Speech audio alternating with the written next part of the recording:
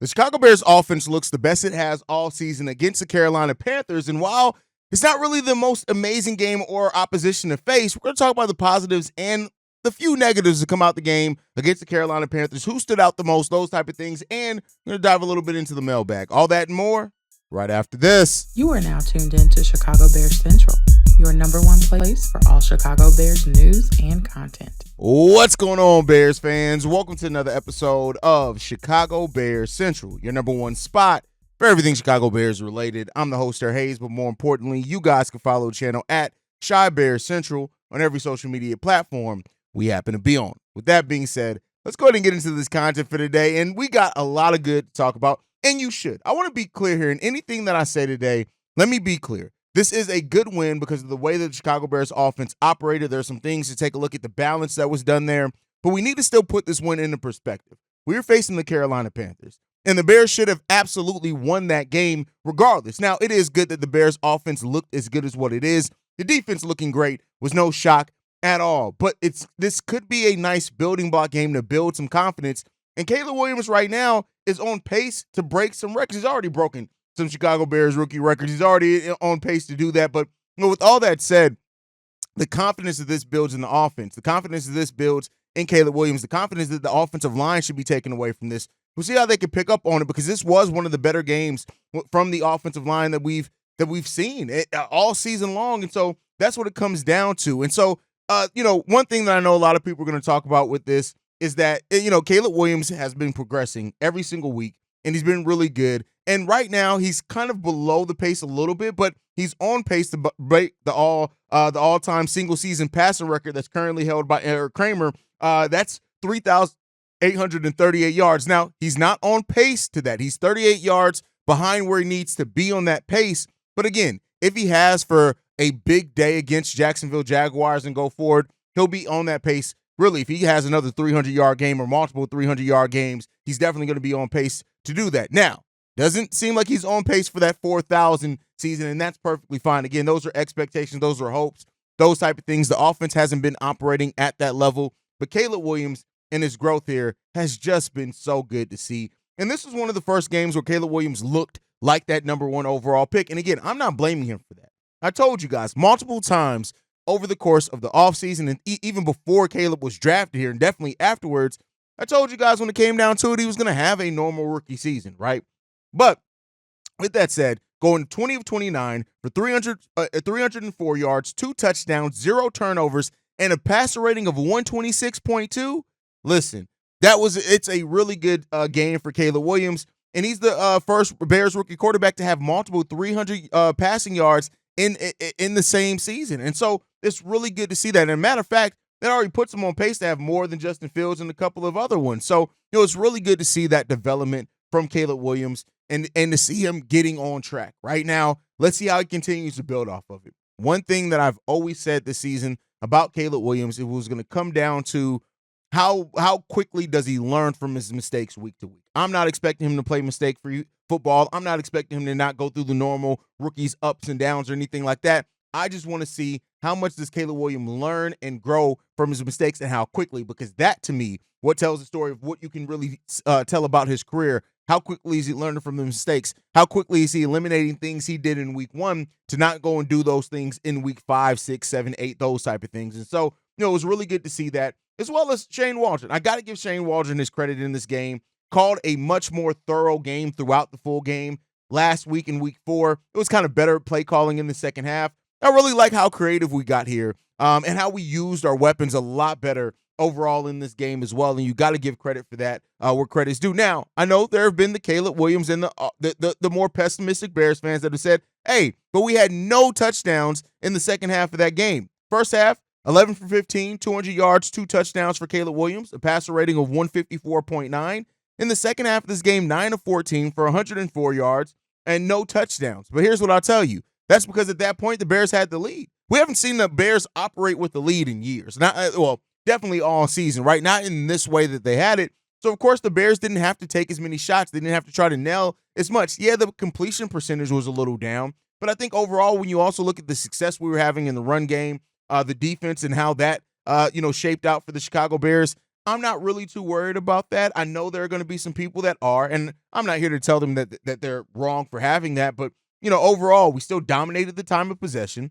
We did what we needed to do, and we took care of business, man, when it came down to it. So I'm not too worried about that. 29 plays for the Chicago Bears in the second half of this game, and of those 29 plays, we got 5 passing first downs and 2 running first downs. So at the end of the day, I'm not going to be too worried about it. I'm just personally not going to be too worried about it. We had 15 rush attempts in that time as well. So I think that we did enough. I personally think that we did enough in that time period, and I'm not going to be too worried about the second half production versus the first half production when you're playing with the lead. If we weren't playing with the lead, it'd be different. Over half our plays were run plays, and that should be the balance that we have and that we strike there. So just wanted to talk about that because I've seen a couple of people already bring that up. It's kind of like I said, kind of the naysayers. And listen, I don't want to just write everybody off as a naysayer. There's some legitimate concern in that. I'm just not too worried about it when it comes down to it. The run game was really dynamic this game as well. You look at how we used DeAndre Swift as well. He averaged 3.5 yards per carry, but still had 73 yards, a touchdown. Roschon had a touchdown as well. Those type of things. I'm not too mad at that when it comes down to it. Caleb Williams even had some success on the ground overall. And I think that's something we got to talk about. And we got a voicemail where I'll get a little bit deeper into this, is that Doug Kramer lining up as the fullback, especially with Roschon Johnson as your halfback, that could really start becoming a special thing for the Chicago Bears team. Very small sample size so far. And in fairness, one of the worst play calls that the Bears had yesterday was because of Doug Kramer. It's by the way, just weird stat there. He got called for clipping, which the Chicago Bears have not gotten called for since 2003. We're talking about 21 years, and that took away a rushing touchdown for Caleb Williams, and it pushes back 14 more yards. So it was a costly penalty. But outside of that, Doug Kramer, the experiment of using him as fullback, which, like I said, somebody pointed out to me that he played some fullback in his past, has been an overall success, especially with Roschon Johnson being out there. Having those 2 bruisers out there, man, that's just something special. Then we got to move on to DJ Moore. DJ Moore probably was utilized the best that he has been all season. 5 catches for 105 yards. Both of Caleb Williams' touchdown passes were to DJ Moore as well. DJ Moore, listen, his frustration has been valid. His frustration has been understandable. And this was, again, another example of Shane Waldron learning from his mistakes and learning from and listening to his players. And I think you're seeing Shane Waldron have a much better understanding of how to utilize the talent that we have here with the limitations of the offensive line. And I think that's the thing there. Like, utilizing your players is something that happens over time. When you have such a big limitation as what the Bears' offensive line has been overall this season, that's a whole nother hurdle to really overcome for a play caller. And that's not to give Shane Waldron any type of bell on that. He has to do that. But we're starting to see that dynamic be used a lot more. The balance between Roschon, the balance between DeAndre Swift, utilized a lot better. DJ Moore, Cole Kmet, getting utilized a lot better. I think he's utilizing the skill set of Rome Odunze. Keenan Allen, 6 targets, 3 receptions, pretty solid there for him. Still seems like he's a guy that's still kind of getting over some injury there, in my opinion. But I think things are pointing in the right direction overall for the offense. And that, I did not expect to say that, includes the offensive line. It took over a month for this offensive line to look good. This was by far the best game for the offensive line. Now, again, as the caveat that I threw in there at the beginning of this offseason, it was against the Carolina Panthers. But listen, for Caleb Williams to be sacked 1 time in this game, once, like that's really damn good for an offensive line that just has not been able to keep Caleb Williams' jersey clean for the most part of this season. Sacked 16 times so far this season, second most in the league. So to be able to have this type of performance 1 time, he only got pressured 8 times in the game against the Carolina Panthers as well. And then you look at the way that the run game has been developing and how they've gotten back better in the run blocking as well. Listen, it is what it is. Now, let's be clear. The Carolina Panthers, their front 7 has injuries all up and down there, but I still want to give the offensive line its flowers for the progression that it's been able to make, because it has been able to make some progression. And I don't want, even with my distaste for the performance of the offensive line throughout the season, to not be able to acknowledge when the offensive line had a good game. And yesterday was a damn good game by that offensive line. And even Tevin Jenkins, Darnell Wright, both performing a lot better as well in yesterday's game. These are two guys that, if the offensive line makes substantial progress this season, right, sustain substantial progress, right, because you can have one game against this like the Panthers where you look really good, but if it starts being something that can be sustained, it has to come through Tevin Jenkins and Darnell Wright being back to how they ended last season. Those two guys specifically, I expect so much more than. Braxton had a solid day yesterday. Matt Pryor's coming to be somebody that I'm expecting a lot of Matt Pryor. I hope they keep Matt Pryor around. I think his tenacity, I think his mindset, his mentality, and I think he's just a guy that just goes out there and gets it. And when we get Ryan Bates back as well, Kieran Amagaje can start coming along. There's still some bright spot in this offensive line, and I think if we're going to make that progress that can be sustained, it's going to come through those guys. Nate Davis, I'm not really, at this point, faithful in Nate Davis. I don't have much faith in Nate Davis to be anything this season. Coleman Shelton, I'm kind of over Coleman Shelton, even though he was okay. But I think in getting Bates back, Bates hopefully winning that starting center position, Matt Pryor staying out there at right guard, Darnell Wright and Tevin Jenkins being better, right, not showing so much of the regression that we've seen from them so far this season. I think this offensive line, you get back in the side where we see more good games than terrible games from this Bears offensive line, but it's going to have to come through those guys really stepping up big time, I think, for the Chicago Bears, and let's hope that that's the case. Now, we talked a lot about the offensive side of the ball, and that's because the defense and what they've been doing is what we expect the defense to do at this point. But you got to give some love to Gervon motherfucking Dexter Sr. I'm going to put some respect on his name. Gervon Dexter is the breakout player so far of the year for the Chicago Bears, and he may be the breakout player for the year in the NFL, or on the defensive side of the ball. I'm sorry. I listen, maybe I'm caught up in the moment. Maybe it's homerism on my side. Maybe it's all those things, and if it is, cool. It is what it is. I'm still going to stand by it. The growth that we're seeing from Gervon Dexter has been special. And I don't want anybody to overlook, take away, or anything from that. Gervon Dexter is a goddamn animal. 4 sacks on the season. 4 sacks on the season. I think the only defensive tackle, if I'm not mistaken, I'm sure, the only defensive tackle with more sacks is Dexter Lawrence with the New York Giants this season, the only defensive tackle with more. And then I think if you add in Gervon Dexter and what he's doing overall in pressures, the pressure rate he's doing that in, because we're talking about a defensive tackle in Gervon Dexter that's basically averaging 1 sack per every 3 pressures that he gets. That's huge production.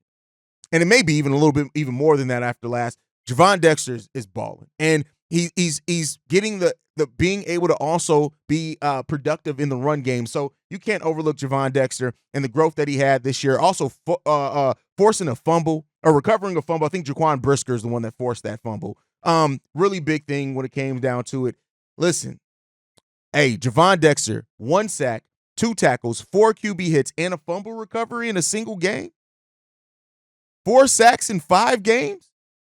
Gervon Dexter is not only establishing himself, but he's showing that he may be one of the best young defensive tackles in the game of football. And when the Bears passed up on Jalen Carter, a lot of Bears fans had some doubt about that, right? Was going after Darnell Wright the right move, or should they have gotten a Jalen Carter there? Gervon Dexter is making that question be adamant. Now, we still got to see Darnell Wright get the season back on track, but it's really good there, really good there. Another player on that defensive side that I want to point out specifically, Kyler Gordon. I mean, what more can be said about Kyler Gordon? What he's able to do coming into his 3rd year. Listen, 5 tackles yesterday, a half a sack, a QB hit, and he had a fumble recovery himself as well. Listen, Kyler Gordon in that nickel is such a luxury for the Chicago Bears. And somebody had asked me, and we didn't get to it on the live stream. I can't remember if it was the pregame or the postgame show, but will the Bears be able to afford to keep all of this talent they've stacked at the secondary? And here's what I'll tell you. When you have talent that's performing at this level in this type of rhythm together, there's this type of synergy between them, you keep those guys together. Now, I don't have a crystal ball. I don't know what long-term Ryan Poles is going to decide to do versus not do, but I tell you this, Kyler Gordon is making a case for himself that he should absolutely be somebody that, or overall the secondary is making a huge case for themselves overall, and that also goes to Kevin Byard. What Kevin Byard has allowed, and I've been talking a lot about it over the last week, how he's allowed everybody in the secondary to be utilized because of his own versatility. Now, he went out and got his takeaway. He talked about not getting a takeaway. He went out there and got it, but he has been such a seamless fit next to Jaquan Brisker that has allowed us to get the most out of Jaquan Brisker, who I'm definitely going to talk about in this section as well, because you can't go through without talking about the player that Jaquan Brisker's turning into, which he's on pace for a Pro Bowl season. But Kevin Byard and his seamless fit with Jaquan Brisker, and we thought that, right? I got to give it up. I think it was Steve-O that said it first when we did the breaking news video over when we signed Kevin Byard, that he would be the perfect fit with Jaquan Brisker. And so far, that's looking like it's a legitimate thing. Now, we signed him to a 2-year deal. He is a veteran, so I do think it's important that the Bears go out and eventually get another safety that can replicate some of what Kevin Byard does to be a young pairing with Jaquan Brisker going forward. But listen, I tell you this, Kevin Byard is a stud,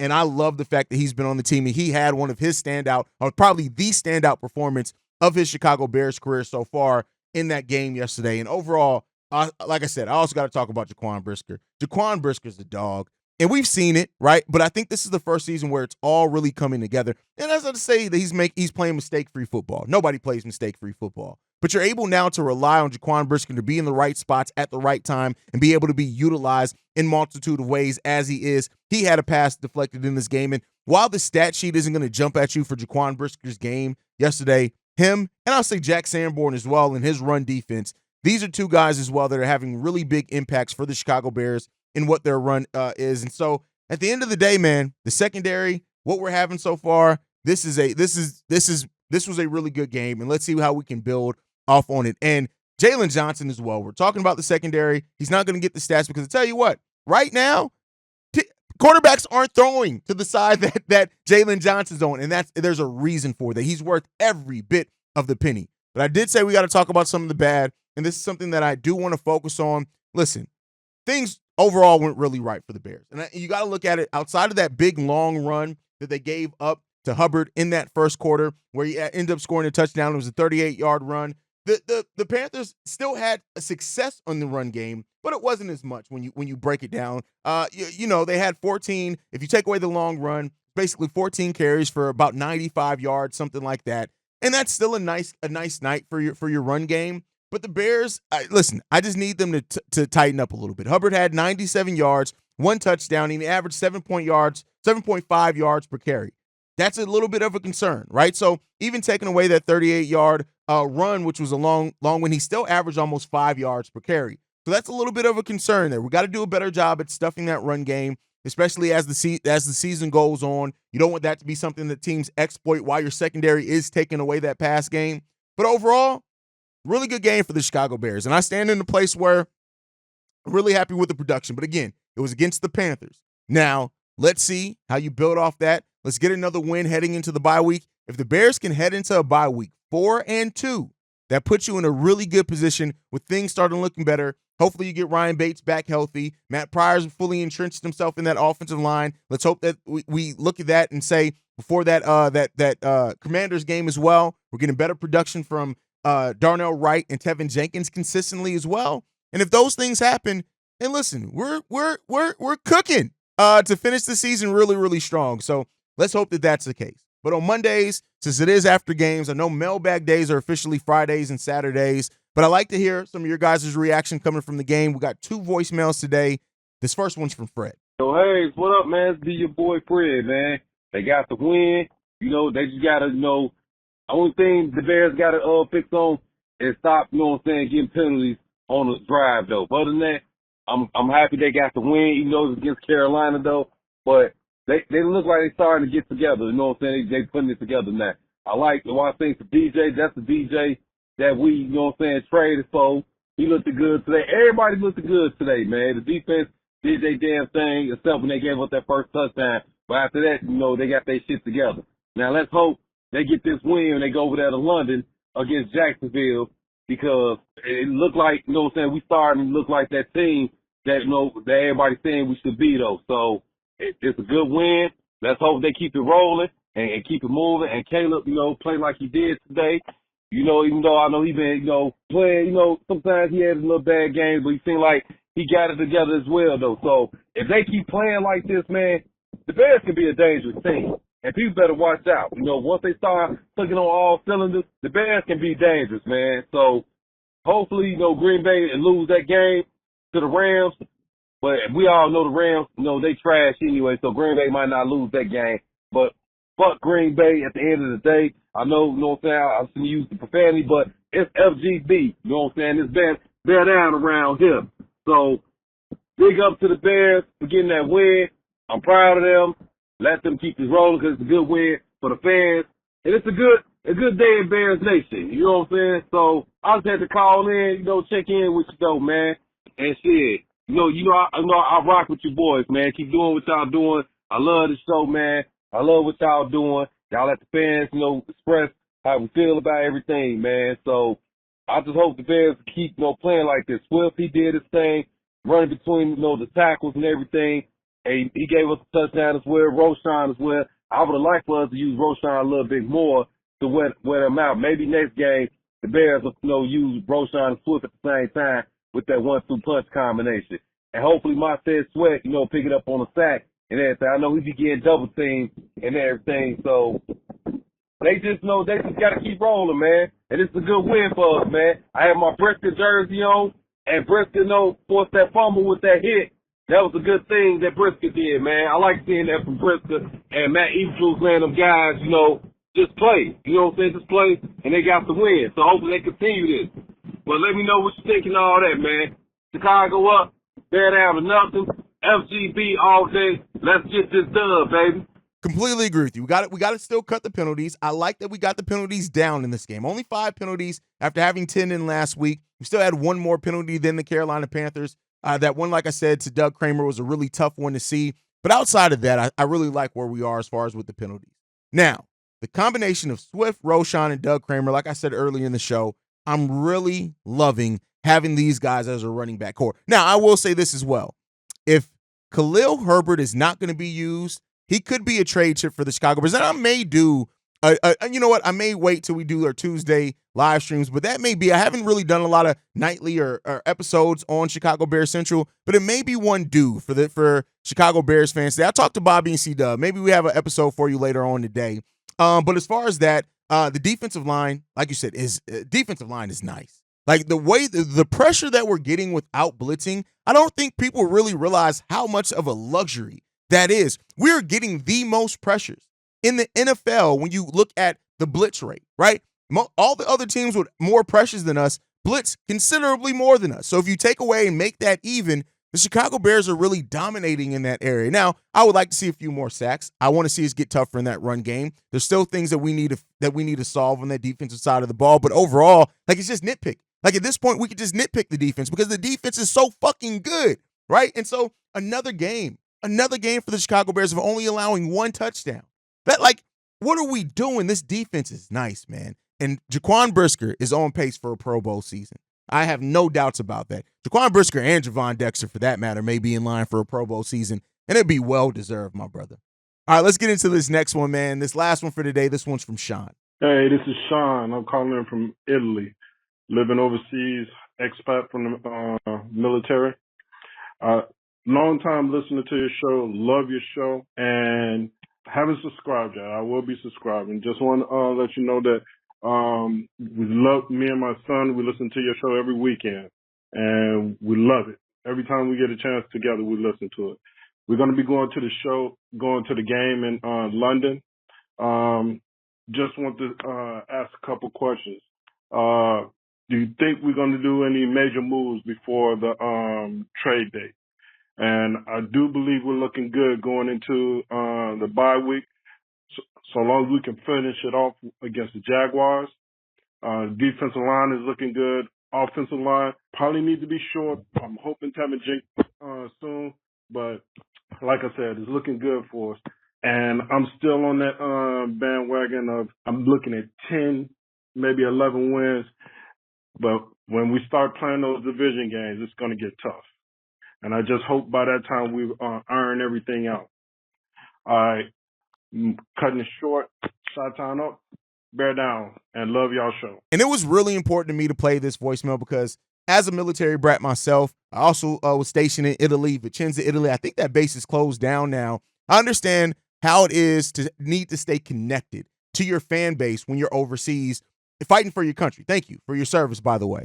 And I will say this, right, is that when I was overseas, that was in the early 2000s. We didn't really have podcasts. There weren't really YouTube channels dedicated to teams. So if we can help bridge that gap for you and help you feel connected, that's our job, man. And that's something that, you know, I don't really think a lot about is how the displaced Bears fans that don't really have a community, right? Like, because like I said, I've experienced it. I've been stationed overseas. And so you may have a couple of people that you cool with on base that root for your team, but overall, like, you don't have that same type of community, right? Anywhere in the States, almost, if you live in America, you can find your Bears. There's a Bears bar here in Columbus, right? So there's that type of thing. And then as far as, your question, will the Bears make any major moves at the trade deadline? I really do think that Khalil Herbert being here could be that. I'm not going to say for sure that they will, but Khalil Herbert not being used by this Bears team, and I get it. I know some Bears fans are going to say we have to keep him because what if we suffer injury?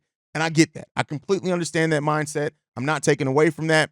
But we've seen us bring in running backs because of injury off the street, basically, right? That were sitting at home that have been able to really give us solid production. I don't think you can allow Khalil Herbert's contract to expire if you know you're not going to extend him, he's not part of your future, and you not try to get something back at this trade deadline for Khalil Herbert personally. But like I said, I'll flesh out this conversation more with the guys. We may even be live on that tonight. Let you know, guys know how that's going to go. But really great question. I do think that a deal is coming. I don't know how major it is. I don't know how protective Ryan Poles is going to be over these picks. We'll end up seeing. But guys, thank you so much for tuning in. Make sure you guys are following the channel at Shy Bear Central. You can send us any feedback, questions, comments, concerns. ChicagoBearCentral@gmail.com. Then lastly, if you want to leave a text message and our voicemail for the mailbag, the number to do so, 773-242-9336. We are the #1 spot for everything Chicago Bears related. Thanks to you guys. And like I like to end every episode on, Chi-Town up, but Bear down. Love you guys. Peace, y'all. This has been a presentation of the Break Media.